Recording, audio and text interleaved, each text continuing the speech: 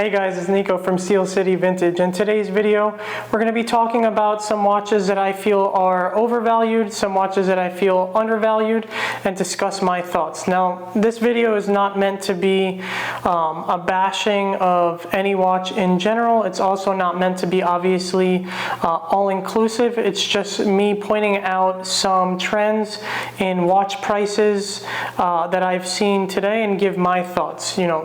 There's no objective findings to any of this stuff. You can use some type of objective points to make your argument, but at the end of the day, these are, watches. There's no right or wrong answer. So with that being said, we'll get right into it. One watch that I feel is overvalued right now, and not one that I would personally buy, is a Cartier Tank Must. Now, I've sold these watches in the past, and I did so because I believed that at that point in time, they did represent value.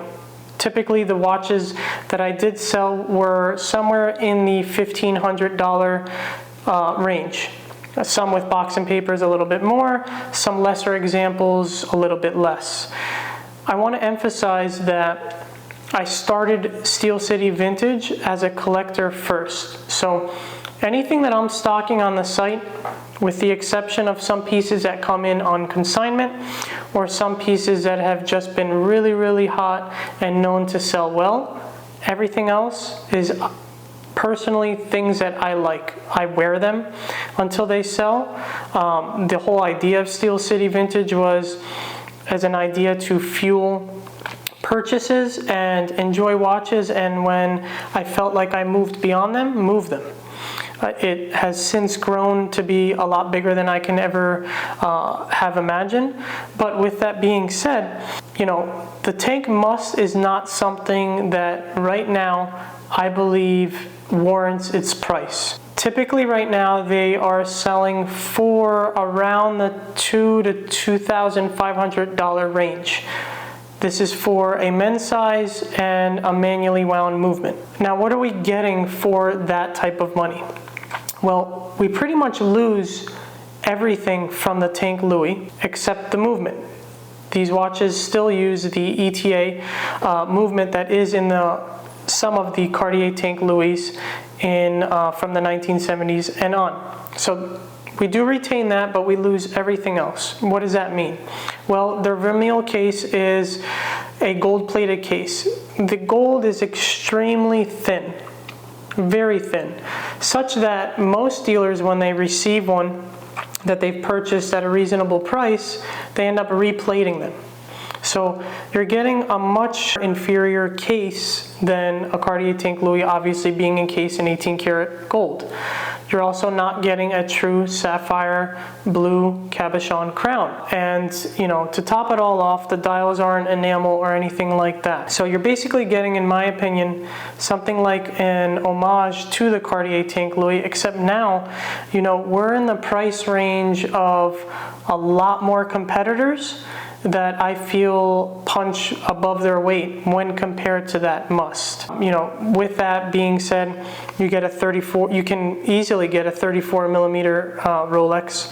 You can get either an extremely rare or high-end Speedmaster or Constellation.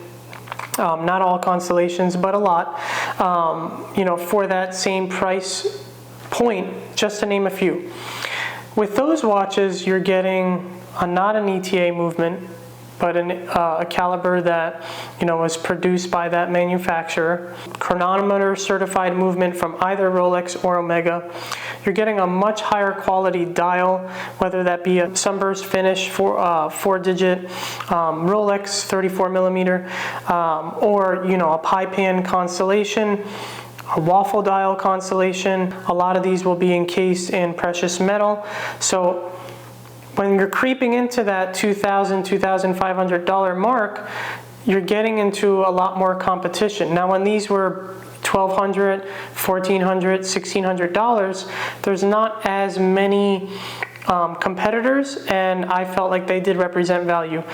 You did lose everything from the tank that I just discussed, but you still were getting, the brand recognition of Cartier. And whether people want to be known for what's on their wrist and they care about the brand or not, I do believe that there is something to be said. If you're spending X amount of dollars, you would like there to be a brand associated with such a hefty purchase. It's not the name on the dial, but you get, the backing of that quality of watch. So that is one watch that I feel that right now in today's market is overvalued.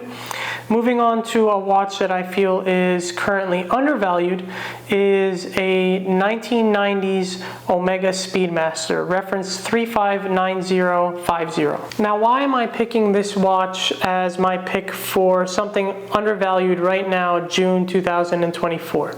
Well, first the price, obviously. They're selling somewhere between the $4,000 and $5,000 mark, and two, what they represent. So with that watch, you're getting a 42 millimeter case, which is substantial.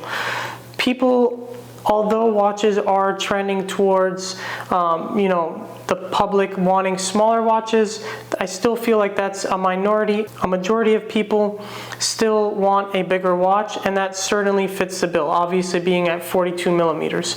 But lug to lug, I feel like it's still a very wearable watch. Now, to give you frame of reference, even though that Speedmaster is 42 millimeters in diameter, my Rolex Submariner reference 124060, the new one, 41 millimeter, wears bigger than that watch because of the lug to lug. It hangs over my wrist. So you're getting a substantial case size at a 42 millimeter diameter, but you're also still maintaining the wearability due to that lug to lug, height, if you will. Moving off of the case diameter, what else are you getting with the Speedmaster? Well, you're getting a matte dial with tritium lume if you're staying within, pre-1998.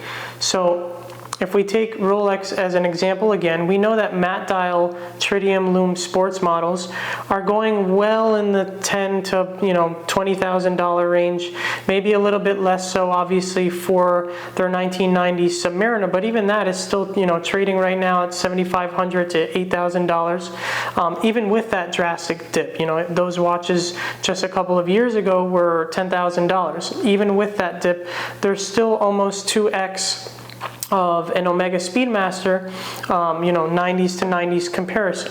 So you get the desirability of a sports model with a matte dial and that tritium lume for that price point.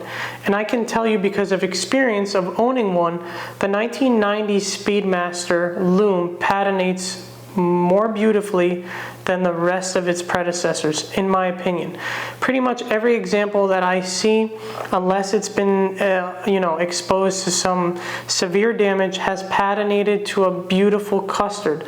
So that, contrasting with the black matte backdrop, gives just this vintage, really cool aesthetic. And then finally, moving on to the history. I mean, obviously we're not going to go over that, but just to reiterate, it was a watch that astronauts wore and landed on the moon. It's been featured in the Apollo movie. It's been talked about, endlessly with its trials that needed, to happen to have it selected and, be NASA qualified.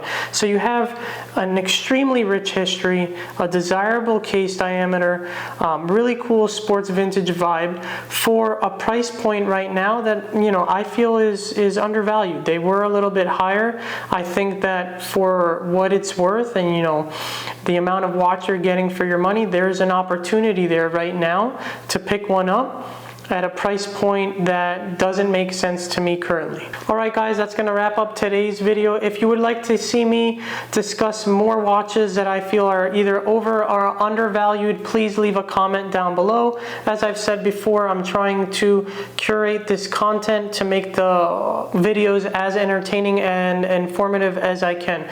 Thank you guys for the support. If you wouldn't mind hitting that like and subscribe button, I'd really appreciate it. Thank you.